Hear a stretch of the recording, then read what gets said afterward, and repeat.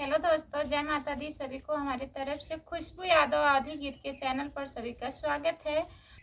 आप लोगों के बीच में मैं देवी पचरा गीत सुनाने जा रही हूँ। कैसा लगेगा आप लोग कमेंट में ज़रूर बताइएगा और लास्ट वीडियो तक बने रहिएगा, फुल वॉच करके सुनिएगा और ढेर सारा प्यार आशीर्वाद दीजिएगा हमारे गाने को। और कैसा लगेगा गाना हमारा कमेंट में ज़रूर बताइएगा आप लोग। हाथवा में लिहली मैया सीखी के बढ़निया हो, बहार लागिना मैया घनी फूलवरिया हो, बहार लागिना मैया मोरी घनी फूलवरिया हो, बहार लागिना। बहारी फूलवरिया मैया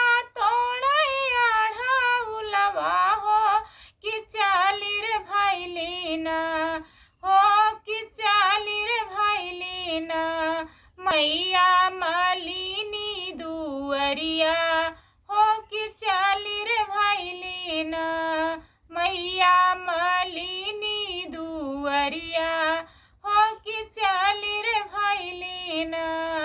भीतरा ही बाटो की बहरे हो मालिनिया हो, कि गुछी दे तू ना हमरा अढ़ौल के हरवा, मालिन गुछी दे तू ना हमरा अढ़ौल के हरवा, मालिन गुछी दे तू ना। पहिनी के हरवा मालिन जैबै सेवक दुवरिया हो, कि गुछी दे तू ना हमरा अढ़ौल के हरवा, मालिन गुछी दे तू ना।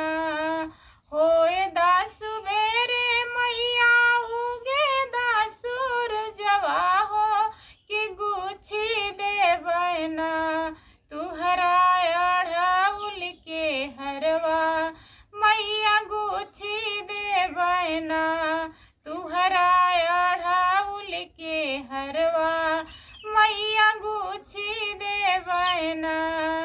बोलिया ही बोललू मालिन बोलाहू ना जनलू हो, कि एके दैयाना फिर बै तोहरा पे नजरिया, मालिन कई दैयाना एक दैया फिर बै मालिन तुहरा पे नजरिया हो, कि जन्म जनम ना मालिन होइबू तू कोढ़िनिया, मालिन जन्म जनम ना मालिन होबू तू कोढ़िनिया, मालिन जन्म जनम ना।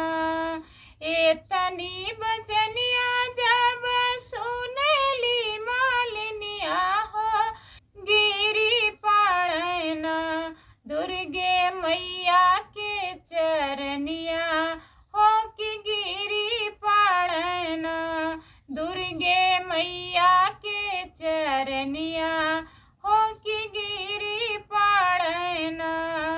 हाली हाली गूथे मालिन अढ़ौल के हरवा हो, कि गूथी मालिन ना माई के गला पहिनावे हो, कि गूथी मालिन ना माई के गला पहिनावे हो, कि गूथी मालिन ना। एतनी बचनिया जे सुनली मालिनिया हो, कि गिरी पाड़ना मालिन मैया के चरनिया हो, कि गिरी पाड़ना मालिन मैया